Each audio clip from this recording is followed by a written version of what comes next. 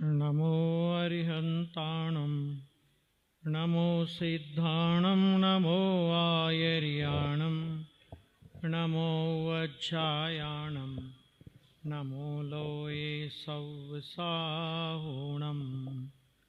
मङ्गलं भगवान् वीरो मङ्गलं गौतमौगणी मङ्गलं कुन्दकुन्दार्यो जैन धर्मोस्तु मंगलम सर्वमंगलमांगल्यम सर्वकल्याणकारिकम प्रधानं सर्वधर्माणां जैनं जयतु शासनं जैनं जयतु शासनं निसंग है जो वायु सम निर्लेप है आकाश से निज आत्म में ही विहरते जीवन न पर की आस से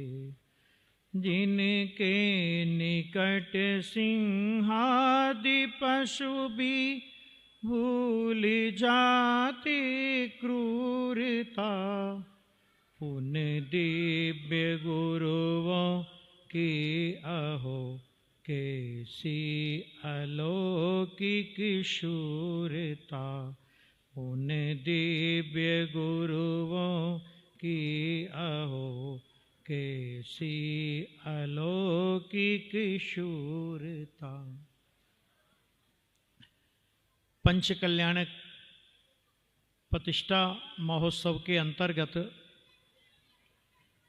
आज हम सभी ने भगवान शांतिनाथ का दीक्षा कल्याणक मनाया। ये सनातन नियम है कि जो भी तीर्थंकर होने वाले जीव होते हैं वे अंतर्बाह्य परिग्रह का कोई लगाव नहीं होता।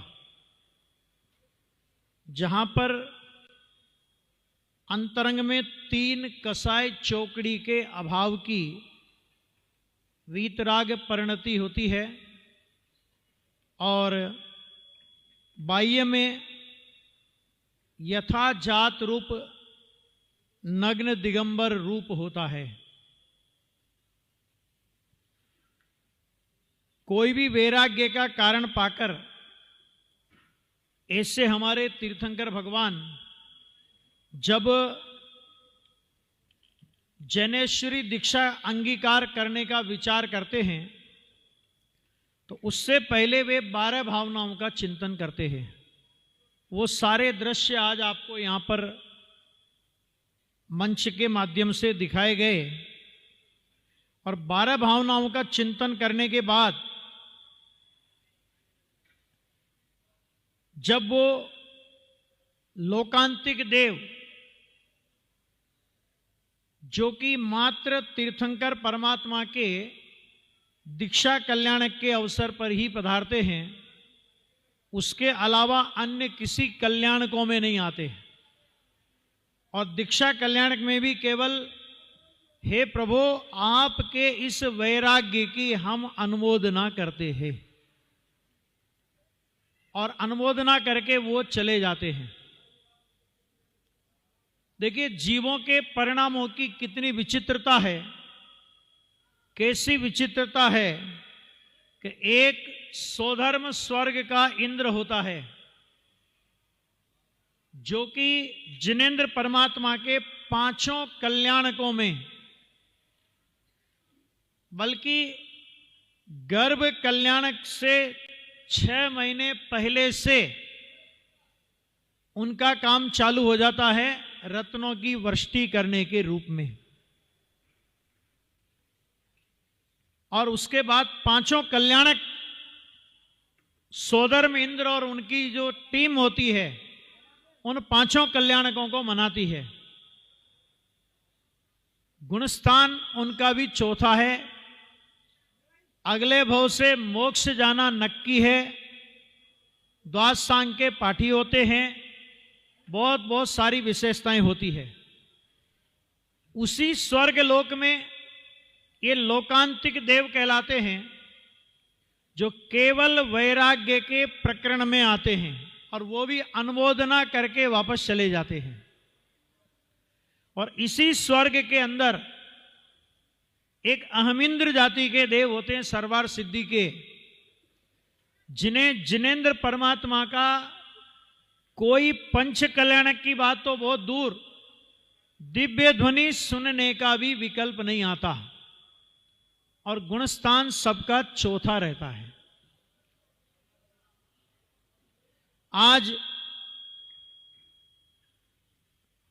शांतिनाथ मुनिराज को, शांतिनाथ राजा शांतिनाथ को, चक्रवर्ती शांतिनाथ को वैराग्य हुआ और वैराग्य होने के बाद जब वो वन जंगल के लिए गमन करने के लिए तत्पर हुए, तब आपको एक संवाद दिखाया गया था। और वो संवाद कौन सा था कि देवों और मनुष्यों के बीच में विवाद। ये हर पंच कल्याणक में ये संवाद दिखाया जाता है और अपन लोग भी कितने पंच कल्याणकों में ये संवाद देख चुके होंगे। और देखो इसमें क्या होता क्या है कि दोनों अपने अपने तर्क देते हैं। देवता लोग ये तर्क देते हैं कि हमने पंच कल्याणक मनाए, हमने ऐसा किया, हमने वैसा किया, और मनुष्य लोग अपने तर्क देते हैं। और तर्क देने के बाद मनुष्यों की गंभीरता देखो आप, कि वे मनुष्य अंतिम निर्णय के रूप में सोधर्म इंद्र के विवेक पर भरोसा करते हैं और वो कहते हैं कि जो सोधर्म इंद्र निर्णय देंगे वो निर्णय हमको मान्य होगा। और निर्णय मनुष्यों के हक में जाता है। क्यों जाता है? इसलिए जाता है कि मनुष्य जीवन में तीर्थंकर परमात्मा के समान सम्यक दर्शन सहित संयम की आराधना करके मुक्ति को प्राप्त किया जा सकता है। जितने लोगों ने पालकी उठाई या जितने लोग उन तीर्थंकर परमात्मा के साथ चले, उन सभी ने संयम ग्रहण कर लिया हो ऐसा कोई प्रसंग नहीं है। लेकिन मनुष्यों की विजय किस बात पर हुई कि ये इस भव के अंदर संयम की आराधना करके मुक्ति की साधना कर सकते हैं। है ना? सोधर्म स्वर्ग के इंद्र को उस समय एक विकल्प आता है कि अरे मनुष्यों, हमारी सारी संपदा आप ले लो, लेकिन एक क्षण का मनुष्य जीवन हमें दे दो। ये सोधर्म इंद्र भी भली भांति जानते हैं ये पर्याय ट्रांसफरेबल नहीं है, बदली नहीं जा सकती। लेकिन ये कहकर वो अपनी देवीय विभूति की तुच्छता मनुष्य पर्याय के सामने स्वीकार करते हैं कि हमारे पास भोगों का कितना ही वैभव हो, बाह्य संपदा कितनी ही हो, लेकिन इस पर्याय के अंदर हम संयम की संपदा को अंगीकार नहीं कर सकते। और वो संपदा अंगीकार करने का अवसर मनुष्य गति के जीवों को प्राप्त होता है। इस आधार पर मनुष्यों को पहले पालकी उठाने का अवसर मिलता है। और जब जिनेंद्र परमात्मा दीक्षा ग्रहण करते हैं तो नमः सिद्धेभ्यः कहकर जिनेंद्र परमात्मा होने वाले जीव, वो तीर्थंकर के जीव, जिन दीक्षा अंगीकार करके अपने आत्म स्वभाव में लीन हो जाते हैं। वास्तव में ये वैराग्य का दिन है कि चक्रवर्ती जैसी संपदा के स्वामी होने पर भी, तीर्थंकर का पद होने पर भी, कामदेव का पद होने पर भी शांतिनाथ प्रभु ने इस जड़ विभूति को उस चैतन्य की विभूति के सामने तृणवत समझा। ये जो बाहर की विभूति है, ये तो पुण्य की विभूति है, ये तो विभाव का फल है, ये तो आत्म तिरस्कारी वृत्ति जो कषाय का परिणाम, कषाय की मंदता का परिणाम जो पैदा हुआ, कि ये तो उस आत्म तिरस्कारी वृत्ति का फल है। हमें तो चैतन्य का वैभव साधना है और आज वो चैतन्य का वैभव साधने के लिए निकल पड़े। कल उनका केवल ज्ञान कल्याणक महोत्सव भी अपन लोग मना लेंगे, परसों मोक्ष कल्याणक महोत्सव भी अपन मना लेंगे, भगवान को वेदी पर विराजमान भी कर देंगे और अपने अपने घर को चल देंगे। लेकिन प्रश्न ये कि इस पंच कल्याणक महोत्सव में आकर हमने अपने जीवन में कौन सी उपलब्धि अंगीकार की। आज का जो प्रसंग है वैराग्य का प्रसंग, पूज्य गुरुदेव श्री की उपस्थिति में जब पंच कल्याणक प्रतिष्ठा महोत्सव मनाए जाते थे और पूज्य गुरुदेव श्री का दीक्षा वन में वैराग्यमय प्रवचन होता था, तो उस समय वो श्रीमद् राजचंद्र जी के द्वारा रचित एक बहुत ही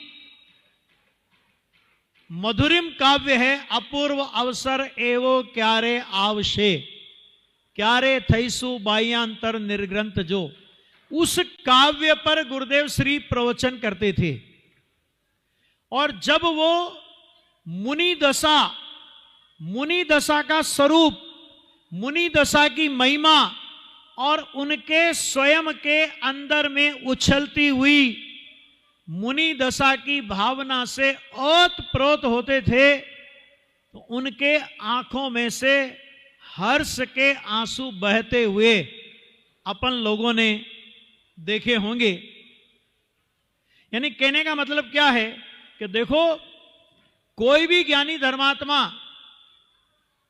भले ही अपनी कमजोरी के वश इस जिन दीक्षा को अंगीकार न कर पाए, लेकिन जिन दीक्षा अंगीकार करने की, वीतरागी मुद्रा धारण करने की अंदर की छटपटाहट उनके अंदर में होती है। एक भजन में आया, संयम धारण कर न सके पे संयम की उर चटा चटी, कि भले ही अपनी कमजोरी की वजह से, अपने पुरुषार्थ की निर्बलता की वजह से संयम अंगीकार ना कर पाए, लेकिन वीतरागी परमात्मा का राजमार्ग अगर कोई है, सीधा सीधा मुक्ति को प्राप्त कराने वाला मार्ग अगर कोई है, तो वो मार्ग वीतरागी संतों का, निर्ग्रंथ दिगंबर संतों का मार्ग है। कैसी अंतर्मुख परिणति उनकी होती है, उसका जिनागम में बहुत विस्तार के साथ और बहुत महिमामयी वर्णन किया है। एक भजन में तो ऐसा आता है कि मुनिराज जब अंतर्मुख होते हैं तो वो अपनी आत्मा की अनुभूति के माध्यम से मानो सिद्ध परमात्मा से बातें करते हों। भेद ज्ञान की ज्योति जलाकर शुद्धातम में रमते हैं, क्षण क्षण में अंतर्मुख हो सिद्धों से बातें करते हैं। ऐसी जिनकी अंतरदशा का अंतर्मुख हुए तो मानो सिद्ध परमात्मा के साथ में उनकी बातें हो रही है। और कदाचित बहिर्मुख उपयोग हो, कदाचित उपयोग की धारा बाहर में आवे, तो 28 मूल गुणों का निरतिचार पालन उनके जीवन में होता है। अरे समय सार आदि परमागम उन परमागमों की रचना उनके बहिर्लक्षी विकल्प का परिणाम है कि वीतरागी संतों को जगत के दुखी जीवों को देखकर कि ये ऐसे अनंत वैभव संपन्न होने पर भी, अनंत चैतन्य की निधि के धनी होने पर भी, जिनके अंदर अनंत सिद्ध परमात्मा की निर्मल पर्याय निरंतर प्रवाहित होने का सामर्थ्य, ऐसा स्वभाव सामर्थ्य होने पर भी अपने को भूलकर 4 गति 84 लाख योनियों में परिभ्रमण कर रहे हैं, दुख उठा रहे हैं। परमात्मा होने पर भी पामर का जीवन जी रहे हैं, सिद्धों के समान होने पर भी निगोद आदि गतियों में परिभ्रमण कर रहे हैं। हम लोगों को जन्मार्णव जन्म मरण से दुखी देखकर उन वीतरागी संतों को एक करुणा का विकल्प आया। अरे ये जगत के जीव भी इस चैतन्य निधि को पहचाने और अपनी आत्मा का अनुभव करके अनंत काल के लिए अनंत सुखी हो जाएं, ऐसे एक विकल्प ने हमें उपलब्ध जिनागम प्रदान कर दिया। पंच कल्याणक प्रतिष्ठा महोत्सव के प्रसंग पर यदि हमें इन अपने उपकारी श्री गुरुओं के प्रति रंच मात्र भी बहुमान का भाव आता हो, तो अपना भी कर्तव्य यह बनता है कि जिस तरह पिता अपने को कोई उत्तराधिकार, धन संपत्ति, वैभव अपने को दे करके जाए, तो जो भी उन पिता का सपूत पुत्र होता है उस वैभव को बढ़ाता है, उस वैभव की अभिवृद्धि करता है। तो इसी तरह हमें भी जो वीतरागी संतों ने हमको ये जिनागम के रूप में उत्तराधिकार अपन लोगों को सौंप करके गए हैं, इसका स्वाध्याय का संकल्प लेकर यहां से अपने को जाना चाहिए। मनुष्य जीवन केवल देवों और इंद्रों की चर्चा से, मनुष्य जीवन की उत्कृष्टता की चर्चा सुनकर संतुष्ट हो जाने की बात नहीं है। हमें उस मनुष्य जीवन को सार्थक करने के लिए, उसको पवित्र बनाने के लिए हम और क्या क्या कर रहे हैं।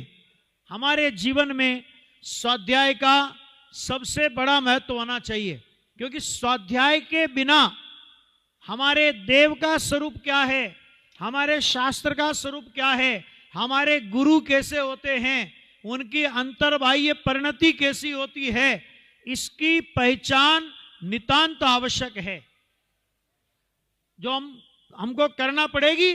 और अगर हम नहीं करेंगे तो हम सच्चे देव शास्त्र गुरु की पहचान के बिना उनके वास्तव में भगत नहीं कहला सकते।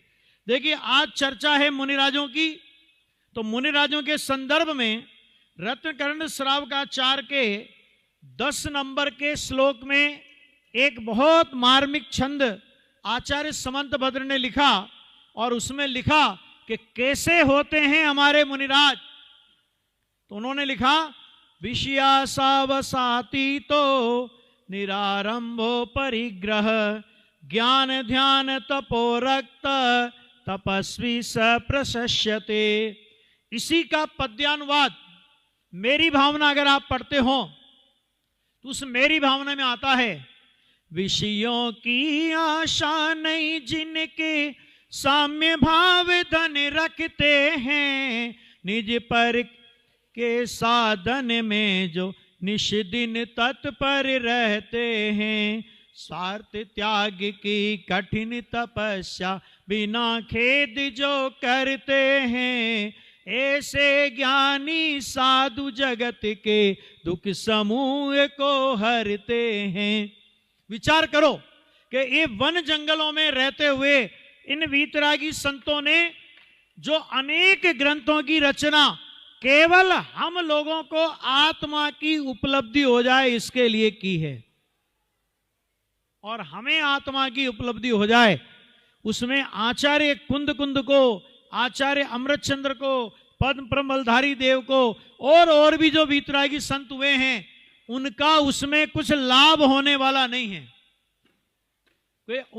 हमको आत्मा की उपलब्धि हो गई, हमको अतीन्द्रिय आनंद आया, तो उनका कुछ प्रतिशत उनको पहुंचेगा ऐसा नहीं है। फिर भी करुणा का भाव आया। कैसे होते हैं कि विषयासावशाती, तो कि विषयों की आशा अर्थात वांछा से रहित तो होते हैं, और जिसमें सटकाय के जीवों का घात होता हो, ऐसे आरंभ आदि से रहित तो होते हैं। निरारंभो परिग्रह, और किसी प्रकार का परिग्रह जिनके पास नहीं होता। अगर बाहर में देखो, अंदर में कसाय का परिग्रह नहीं, और बाहर में धन संपत्ति वस्त्रादि का कोई परिग्रह नहीं, मात्र सोच का उपकरण कमंडल, संयम का उपकरण पीछी, और ज्ञान का उपकरण एक शास्त्र कदाचित हो तो ये उनके पास उपकरण के रूप में होते हैं। और उनमें भी सबसे बड़ी बात ये कि उन उपकरणों में भी उनकी कोई गृद्धता नहीं होती। और करते क्या हैं वे कि ज्ञान ध्यान तपो रक्तः, आत्मा का ज्ञान, आत्मा का ध्यान, अंतर्मुख होते हैं तो आत्मा का ध्यान, अतीन्द्रिय आनंद भोगते हैं, और बहिर्मुख होते हैं तो आत्म स्वभाव की ही चर्चा करते हैं, है ना। बाबू युगल जी ने अपनी पूजा में बहुत सुंदर वर्णन इसका किया है। हे शाश्वत सुख, हे गुरुवर शाश्वत सुखी दर्शक, यह नग्न स्वरूप तुम्हारा है, जग की नश्वरता का सच्चा दिग्दर्शन करने वाला है। अब जगत की परिणति, अपनी परिणति, मुनिराज की परिणति कैसी? जब जग विषयों में रच पच कर गाफिल निद्रा में सोता हो, अथवा वह निष्कंटक में विषकंटक हो, अर्ध निशा का सन्नाटा, वन में वनचारी चरते हो, तब शांत निराकुल मानस तुम तत्वों का चिंतन करते हो। करती तपसेल नदी तट पर, तरुतल वर्षा की चढ़ियों में, तारस पान किया करते, सुख दुख दोनों की घड़ियों में। देखो, इसमें एक बहुत बढ़िया बात आई कि करते तप सेल, सेल का मतलब होता है पर्वत की चोटी, नदी का तट, और वृक्ष के नीचे। ये क्या कि गर्मी में तो मुनिराज पर्वत के शिखर के ऊपर जाकर के तप करते हैं, वर्षा ऋतु में पेड़ के नीचे, सर्दी में नदी के किनारे। ये क्यों, ऐसा क्यों करते हैं? कभी आपने विचार किया? एक प्रसंग आपको सुनाता हूं तो आपको समझ में आ जाएगा। पूज्य गुरुदेव श्री का जब देह परिवर्तन हुआ, समाधि हुई, और उसके बाद सोनगढ़ के अंदर सिद्ध चक्र विधान का आयोजन किया गया था 1 महीने बाद। उस समय हमारे यहां का फेडरेशन उस सिद्ध चक्र विधान में गया था वॉलेंटियर के रूप में, और वहां से आकर के सब लोगों ने गिरनार पर्वत की यात्रा की। और गिरनार पर्वत में भगवान नेमिनाथ की टोंक की यात्रा करने के बाद वो आए, तो मैं उस समय पढ़ता था तो मैं नहीं गया था, तो उनने मेरे से एक प्रश्न किया था, एक मुमुक्षु भाई ने एक प्रश्न किया था कि भैया एक प्रश्न का हमारा समाधान करो। मैं क्या समाधान करें कि ये बताओ कि नेमिनाथ भगवान को ऐसी क्या सूझी कि ये 5वें टोक पे इतने ऊपर जाकर के वो तप करने के लिए बैठे। ऐसी क्या सूझी कि हमारा तो वहां चढ़ते चढ़ते सांस फूल गई, हमारे को तो वहां चढ़ते चढ़ते पसीना आ गया। नेमिनाथ भगवान नीचे ही तप कर लेते तो उनका क्या बिगड़ जाता। ये उनने मेरे से प्रश्न किया। तो मैंने कहा भाई साहब, आपके प्रश्न में ही आपका उत्तर छिपा है कि ये मुनिराज ऐसे पहाड़ों पर, आपने देखा होगा सम्मेद शिखर की चोटियों पर ऐसी जगह जाकर के तप करते हैं कि जहां दूसरे व्यक्ति को बैठने के लिए जगह नहीं हो। ऐसी जगह जाकर के तप क्यों करते हैं? मैंने कहा भाई, अगर मुनिराज जगत में एकाकी रह करके अगर ऐसा तप नहीं करें तो क्या होगा कि ग्रस्त लोग, हम जैसे, आप जैसे रागी लोग मुनिराज को हष्ट पुष्ट तो करेंगे, उनकी बाकी सारी व्यवस्थाएं तो बहुत अच्छी से अच्छी कर देंगे, लेकिन उनका उपयोग बर्बाद करने में कोई कसर नहीं छोड़ेंगे। मुनिराज सोचते हैं कि यदि वन जंगल में रहकर, सिंह और भालू के बीच रहकर यदि मेरी आत्म साधना होती हो, कदाचित ये जंगल के पशु शरीर खा जाते हो तो शरीर खाना मंजूर है, लेकिन कम से कम ये मेरा उपयोग तो नहीं खाएंगे। अपने उपयोग को बचाने के लिए वो हम जैसे रागी जीवों का संसर्ग नहीं करते और ऐसी जगह जाकर के तप करते हैं कि जहां पर हम लोगों का उस अवसर पर सहज पहुंचना संभव नहीं होता। सारा जगत जिस समय जागता है, काय में जागता है जगत? कि जगत व्यवहार में जागता है और मुनिराज व्यवहार में सोते हैं। मुनिराज परमार्थ में जागते हैं और सारा जगत परमार्थ के अंदर सोया हुआ है। दूसरी बात कि हम लोग दिन भर व्यापार धंधा और भी जिसका जो काम है वो सारा परिश्रम करते हुए थक जाते हैं, चूर चूर हो जाते हैं और रात में खर्राटे भर नींद लेते हैं। उसके लिए कहा, मानो शिव के निष्कंटक पथ में जहरीले कंकर बोते हैं। और उस समय मुनिराज क्या करते हैं भाई साहब? कि उस समय मुनिराज तो उस समय भी तत्वों का चिंतन करते हैं। चिंतन करते हैं माने अपने उपयोग को अपने भगवान आत्मा में रमाकर, अपने उपयोग में, अपने भगवान आत्मा में अपने उपयोग को लगाकर वो अतीन्द्रिय आनंद भोगते हैं कि जिस आनंद के सामने चक्रवर्ती का वैभव भी पानी भरता है। अरे चक्रवर्ती अपनी सभा, अपनी सवारी लेकर के जंगल में से गुजर रहा हो, अपने ठाट बाट के साथ जंगल में से गुजर रहा हो और उस समय कोई वीतरागी भावलिंगी संत दूर से भी चक्रवर्ती को नजर आ जाएं। चक्रवर्ती अपने राजसी ठाट बाट को छोड़कर नंगे पैर उन मुनिराज की ओर दौड़ पड़ता है, जैसे बालक अपने पिता की ओर दौड़ पड़ता है।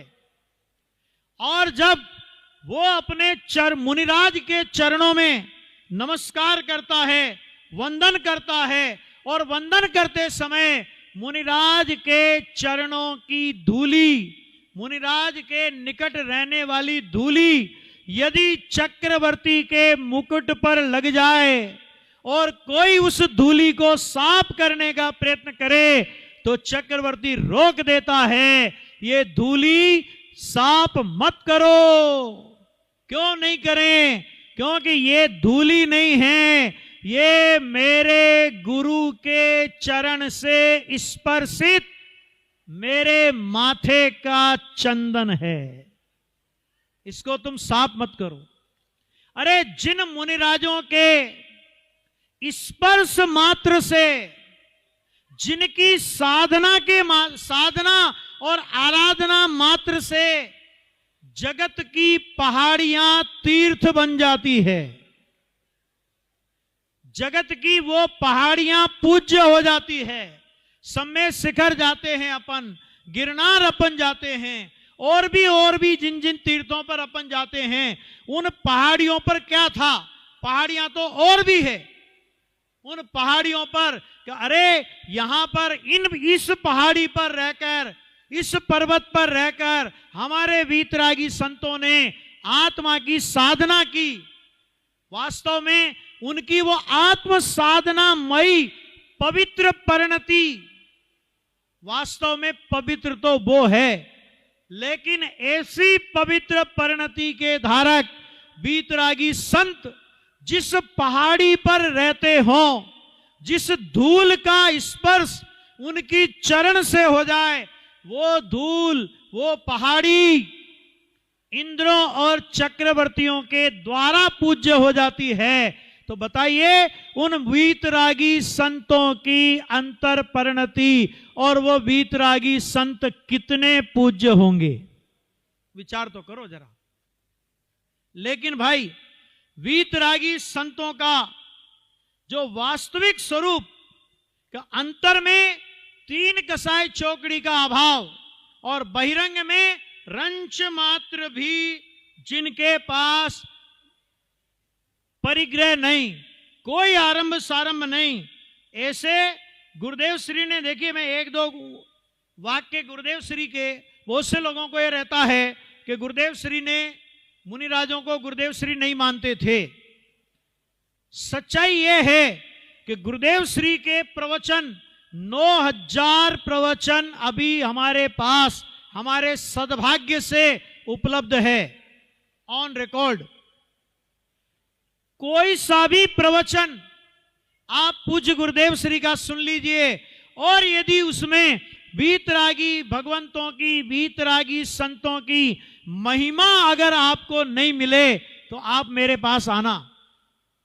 कोई ऐसा प्रवचन नहीं, अरे कुंद कुंद आदि दिगंबर संतों ने तो हमारे ऊपर महान महान उपकार किया है। एक बार की घटना कि गुरुदेव श्री आत्मा की धुन में स्वाध्याय भवन से निकल करके जंगल की ओर चले गए। दोपहर में प्रवचन का टाइम होने लगा, देखा गुरुदेव श्री है ही नहीं। सबको चिंता हुई, गुरुदेव श्री कहां गए, गुरुदेव श्री कहां गए, गुरुदेव श्री कहां गए। और जब देखा तो गुरुदेव श्री जंगल में, दूर जंगल में, और 38वीं गाथा गुनगुना रहे थे। और उस समय उनके उद्गार निकले, अहो ऐसा धन्य पल कब आए कि अभी आसमान से कोई वीतरागी संत आकर हमें संबोधन करें और हम उनके चरणों में बैठकर ये समय सार परमागम उनके श्रीमुख से सुने। ऐसा प्रसंग बना था भाई साहब। तो अब क्या है, तो अब देखो उनके 1-2 विचार, क्योंकि समय भगा जा रहा है। जैसे पिता को देखते ही पुत्र को हर्ष होता है, ऐसे 1008 गुरुदेव श्री के वचनामृतों की पुस्तक निकली है, और भी हम अभी तैयार कर रहे हैं, आपको पढ़ने को मिलेगी। कि देखो जैसे पिता को देखते ही पुत्र को हर्ष होता है, उसी प्रकार अपने धर्म पिता को देखते ही धर्मात्मा के मन में हर्ष होता है, जिसे स्वप्न में भी ऐसे दिगंबर संत के प्रति अरुचि का भाव आता है, वह जीव पापी है।